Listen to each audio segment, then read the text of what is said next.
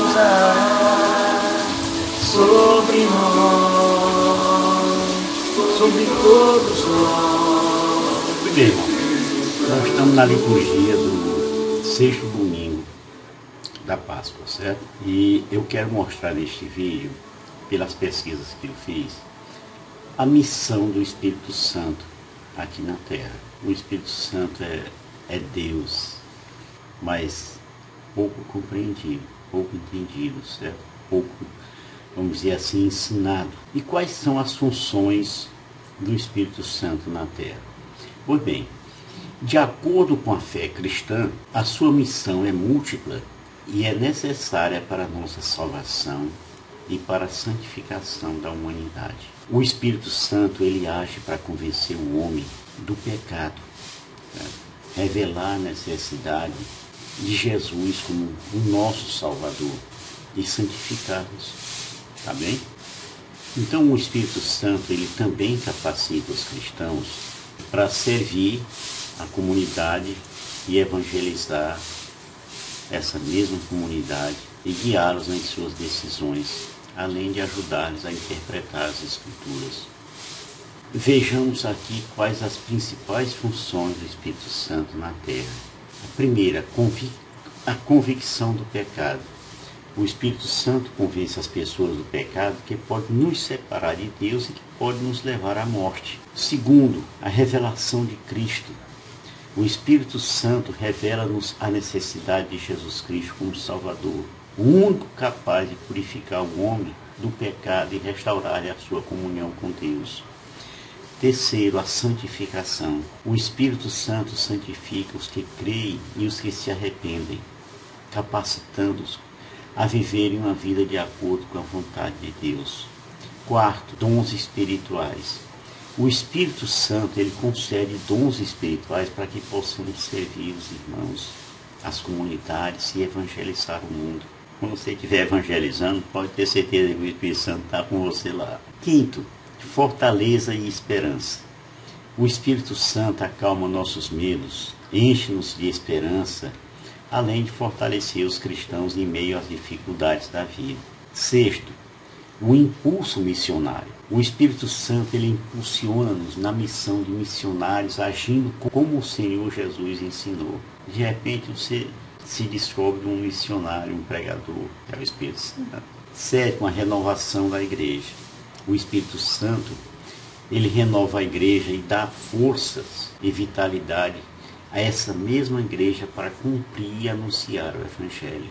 O Espírito Santo anda com a igreja. E por último, a presença de Cristo. O Espírito Santo, ele torna o Senhor Jesus Cristo presente na vida da igreja e no coração de cada fiel. Então eu li um dia desse um artigo de um rapaz chamado Adriano Montes, em que ele fazia uma formação sobre isso e apontando para certos momentos da vida da igreja. Nesse artigo desse rapaz, ele destaca muito o uso indevido do poder do Espírito Santo por certas igrejas, especialmente as igrejas evangélicas. De fato, no Brasil as igrejas evangélicas elas cresceram bastante, mas é de se perguntar, elas crescem em qualidade ou crescem somente em quantidade? Nós vamos ver isso aí. Infelizmente, o que muito nos entristece é saber que quanto mais elas crescem em número, menor é a qualidade dessas igrejas. E isso provoca nesses irmãos prosélitos, de certa forma, uma angústia terrível. Porque muitas vezes aquele consolo espiritual inicial que a pessoa sente, sente ele dá lugar a uma certa escravidão. Através de quê? Através da culpa. E as pessoas exploram a culpa do fiel até não poder mais, porque enquanto ele estiver explorando essa culpa, esse fiel está lá tendo que dar dinheiro, bens. Então, através dessa culpa, pela forma de como foram instruídos esses pastores, que estão aí postos para tomar de conta dessas casas, salas de culto, né? Antigamente a gente via uma igreja evangélica, tinha certo sentido. Agora não, em cada esquina tem lá um nome lá, igreja não sei da quanta, não sei o que, da areia, não sei da onde. Não pode ser igual a outra não, então por isso é que está multiplicando mais e mais, tá certo? Outra nota que é digna de repulsa é a coação feita contra os irmãos incautos, coitados, que estão ali fragilizados.